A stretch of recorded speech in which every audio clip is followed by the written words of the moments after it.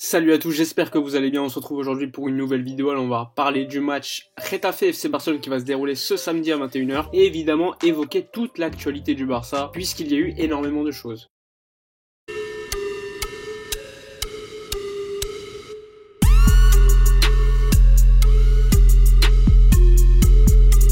Alors comme d'habitude, avant de parler du match en lui-même, on va évidemment évoquer toute l'actualité du Barça, tout ce qui entoure le match. On va évidemment commencer par l'Espai Barça qui est le projet de rénovation du Camp Nou ainsi que d'autres infrastructures autour du stade. Alors que le projet devait coûter aux alentours de 400-500 millions d'euros en 2014, finalement aujourd'hui on est sûr que le projet devrait coûter aux alentours de 825 millions d'euros, donc quasiment le double. Ce qui est une somme colossale, surtout dans le contexte actuel de la crise financière, etc.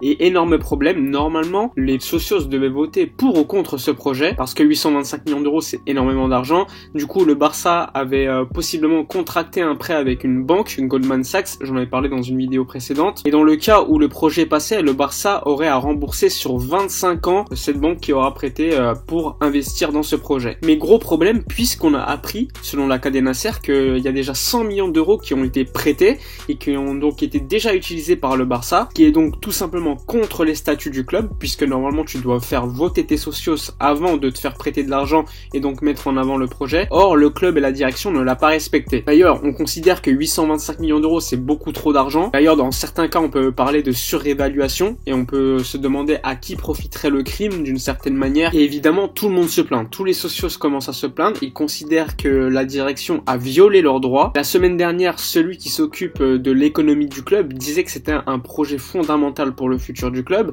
que pour l'instant il n'y avait pas eu d'accord avec Goldman Sachs. Or on se rend compte qu'il y a déjà de l'argent qui a été utilisé et qu'il y a eu une signature, donc un prêt qui a été contracté avec cette banque. Donc encore une fois la direction a menti. Moi je vais vous dire ce que je pense. Tout simplement je pense qu'ils n'avaient pas prévu le Covid, ce qui est impossible à prévoir de toute façon. Et évidemment dans leur idéal c'était que ce projet soit approuvé par les socios lors du mois d'octobre, mais comme il y a eu le Covid tout a été décalé, il y a eu le potentiel départ de Messi, etc. Donc leur image a été catastrophique, il y a eu la motion de censure, donc ils sont passés d'une certitude de faire approuver ce projet à une incertitude complète. Problème, puisqu'ils ont déjà signé le contrat et eux étaient considérablement sûrs qu'ils allaient avoir l'accord des socios et donc que la signature ne poserait pas problème. Sauf qu'aujourd'hui on se rend compte que c'est tout l'inverse, les socios sont contre ce projet, donc on se retrouve dans une situation très compliquée. Alors les socios peuvent porter plainte contre la direction du club. Dans ce cas-là, évidemment, si la justice considère que ces décisions ont été prises de manière abusive et que ça excédait le pouvoir du président, ce qui semble quand même être le cas,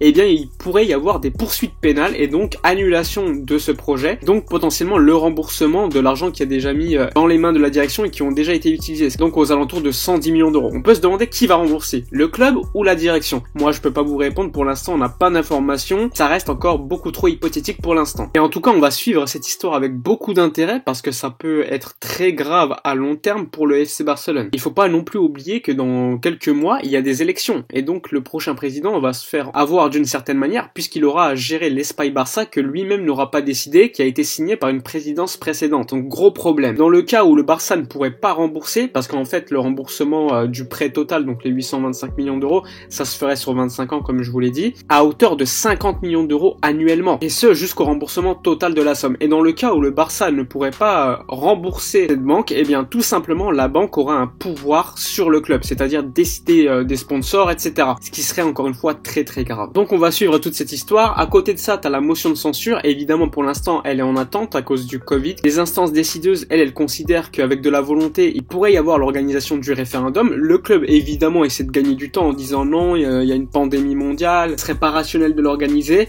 Mais évidemment, tu as la pression des socios derrière qui exigent ce référendum. Pour l'instant, on est dans l'attente d'une décision, organisation ou non. Et évidemment, ça serait catastrophique que ce référendum ne soit pas organisé. Et évidemment, la direction Bartomeu continuerait à détruire le club de l'intérieur. Donc encore une fois, on va suivre cette histoire, mais si la motion de censure et donc le référendum est bien organisé, ça va donc se dérouler normalement le 31 octobre et le 1er novembre, puisque ça va se dérouler sur 2 jours dans différents lieux en Catalogne. D'ailleurs, en parlant du Camp Nou, normalement, il ne devrait pas y avoir de public lors du classique Classico. Normalement, il pourrait y avoir du public lors des prochains matchs de Ligue des Champions, pas contre Ferencváros, mais plutôt contre le Dynamo Kiev ou encore la Juventus de Turin. L'objectif étant qu'il y ait au moins 25% du stade qui soit rempli de public lors du dernier match de la phase de groupe au Camp Nou. Enfin bref, maintenant on va parler du match en lui-même. Getafe FC Barcelone, choc de Liga d'une certaine manière, puisque Getafe est une très belle équipe de Liga, très défensive, bien organisée avec Bordalas aux commandes. Match également très important, on a gagné assez facilement contre le Celta Vigo Villarreal, puis match nul contre le FC Séville qui était une équipe très bien organisée comme les Getafe.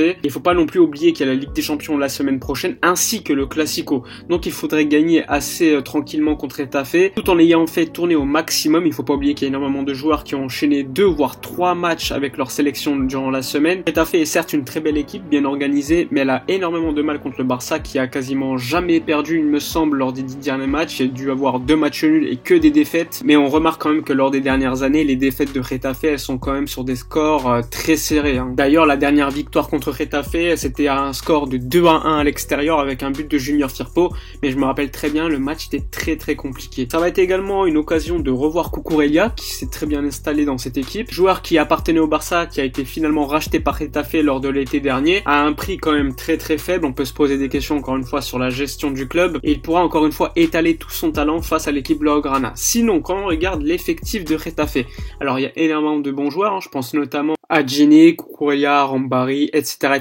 Alors quand on voit leurs derniers résultats, ils ont quand même mis 3-0 au Real Betis, mais juste après ils perdent 3-0 contre la Real Sociedad. Donc c'est une équipe qui est tout à fait capable de battre n'importe qui, comme elle est capable de perdre contre n'importe qui. Et d'une certaine manière, c'est un peu ce qu'on a vu du Barça lors des dernières saisons. On était capable de gagner contre des gros et perdre contre des petits. Donc concernant l'effectif qui sera disponible pour ce match, alors déjà Junior Firpo sera absent, Samuel Umtiti également normalement, même s'il est revenu à l'entraînement. Il y aura également l'absence de Jordi Alba, donc d'une certaine manière le côté gauche sera inexistant. On devrait donc voir Serginho Dest titulaire à ce poste. Il y a également potentiellement l'absence de Pjanic qui est sorti sur blessure, des douleurs au dos lors du match avec la Bosnie-Herzégovine contre la Pologne. Pour moi c'est énormément dommage parce que je le voulais absolument titulaire pour ce match, surtout qu'à côté t'avais Sergio Busquets qui a enchaîné les minutes avec la Roja, donc ça aurait été un match idéal pour faire tourner et tout en gardant un 11 plutôt compétitif. À voir s'il sera disponible, mais il n'est pas improbable qu'il soit absent. De toute façon, avec la semaine qui arrive, donc le match de Ligue des Champions contre Ferencváros ainsi que le match contre le Real Madrid, t'es obligé de décider, soit tu fais tourner contre Getafe,